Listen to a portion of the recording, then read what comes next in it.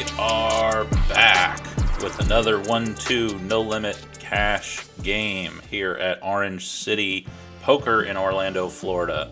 I am starting off the session with Ace King offsuit in the hijack. This is a big pot, and I think that I played this one a little bit badly, so you guys can just laughing at my misery and as we follow along here. So we get into it. It is a straddle, so I'm going to open up to about 40, which is my MO when there's a straddle and a couple of callers. I actually think I bet 30 here, so that's pretty standard, I think. We get two callers, one in the small blind and one under the gun, and the flop comes 10-3 deuce. With a low disconnected board like this, no flush draw. When it checks to me, I'm going to range bet, and I'm going to size up a little bit. I want it to be about half pot, which I'm hoping will induce any much stronger hand to raise, but weaker hands to call, which I might be able to get fold by the river. We do get one call from the small blind, and the turn is a deuce. And at this point, I make the worst possible decision. As I'm thinking it over, I was thinking in the moment that he was pretty capped, that he probably did not have sets in two pairs. And if he had something like King 10, Queen 10, Jack 10, and I jammed, he would put me on aces, kings, queens, or jacks, and probably fold. So I put together my entire stack and decide to ship it in for about 150.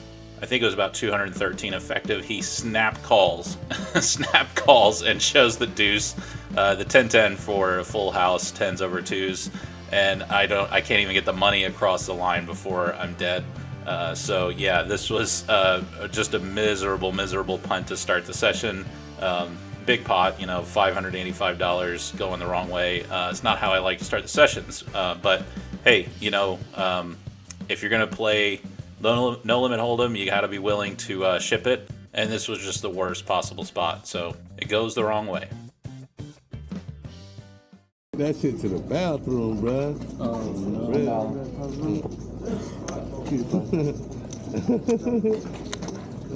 Damn, bruh.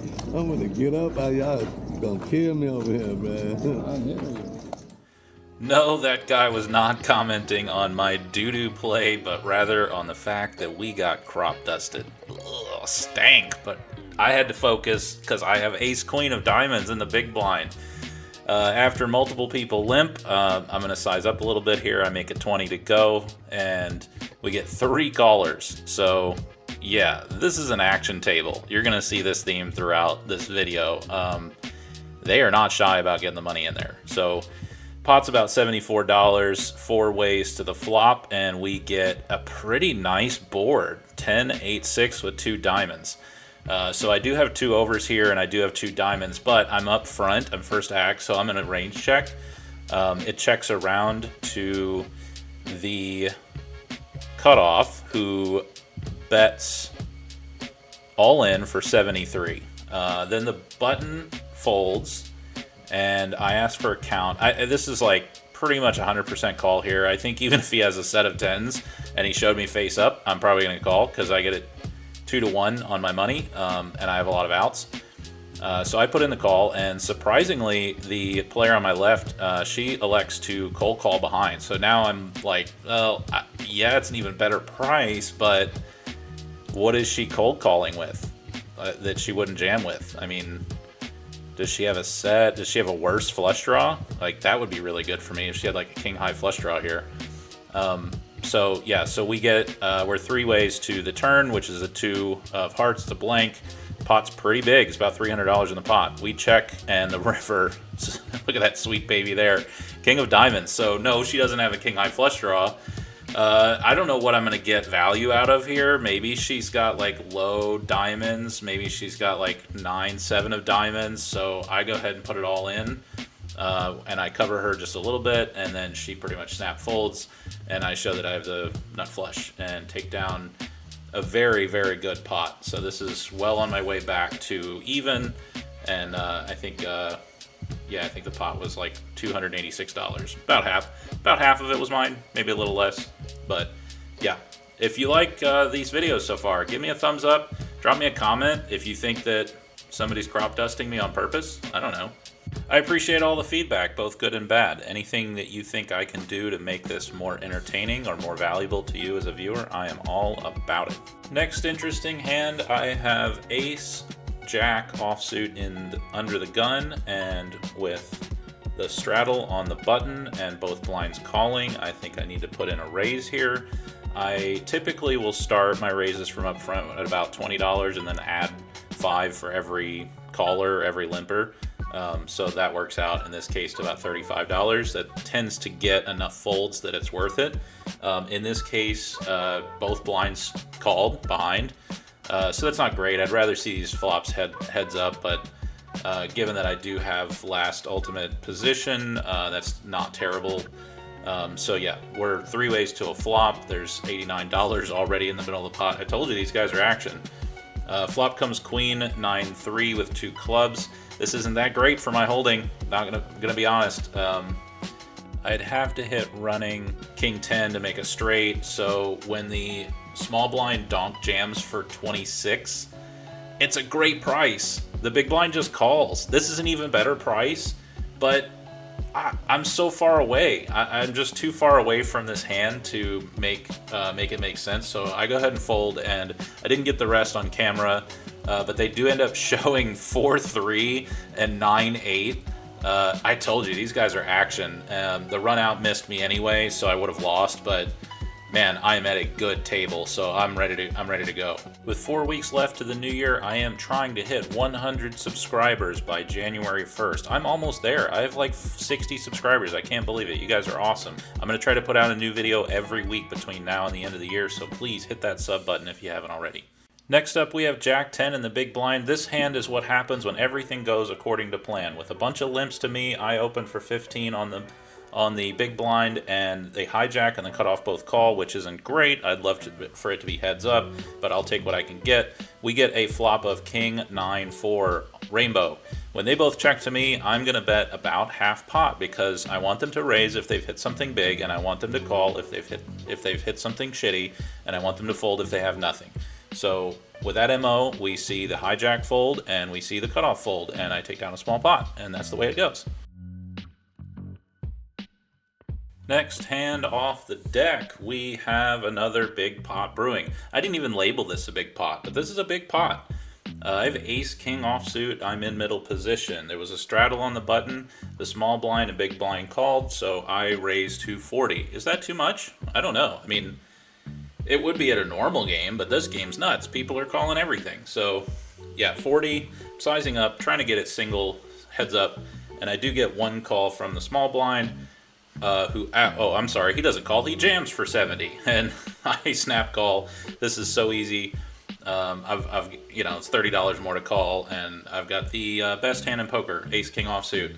I show, and he shows 6-4 of clubs. Like, come on, man. This game could not be any easier.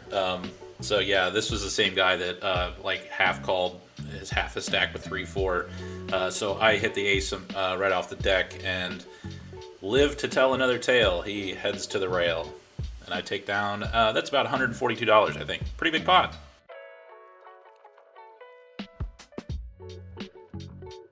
All right, no, I take that back. This one is a big pot. I have 5-5 under the gun. The button straddled again. Small blind called, big blind called, so I'm going to call too. I just don't want to fast play 5-5 out of position like this, so we'll see. It does go around to the button, who checks, and we get a flop. We flop a set of 5s. So when it checks to me, given that nobody opened pre-flop, I'm going to take a little jab at this just to see if there's any interest. So I bet to 10, and the button raises to 50. That's surprising. So this is a pretty dream setup. I'm never putting him on pocket kings or pocket queens here, given that the pre-flop action was effectively limped. So as the guy on my right thinks it over for a minute, he decides to fold. I don't want to raise here because I do want to keep in, I do want to keep in some bluffs. I do want to keep in some draws in case he misses the diamonds on the turn. I might be able to blast it. We do get a 4 of hearts on the turn, so that's about as disconnected as possible. I check it over to him. I kind of expect him to check back, but when he jams it in for 100, I snap it off. and he shows king queen. We get a safe run out, and I am good here for a $300 pot. I mean, come on, man. You got to know that I'm going to have some sets here sometimes. You got to know that your 2-pair isn't always good on that flop when the action is basically limped. So yeah, just don't go crazy. If you're in late position and somebody's opening to you, maybe you want to take it a little more cautiously when it's a limped pot. If you've made it this far, trust me, stick around to the end. There's only 5 hands left, and they are all worth it, I promise you. The next one is a very big pot as well. I have Queen Jack. We are 6-handed, so relative hand strength is a bit stronger. I'm in the high John, and so I decide to open to 15 after the under the gun limps to me. We do get a raise from the cutoff to 35, which is a little bit of a min raise. It's about as close to a min raise as possible, so I'm not going to give him credit for having really strong hands here, but he could have pretty significantly strong pocket pairs, like middle pairs. So I don't want to re-raise and ruin my equity, so I just call. We get a flop of 2 hearts. Now there are 4s and there are kings, but I'm not putting him on pocket kings just yet. When I check to him and he bets 30, I'm thinking that he could have pocket kings here, but it's more likely that he has something like ace king, maybe king queen.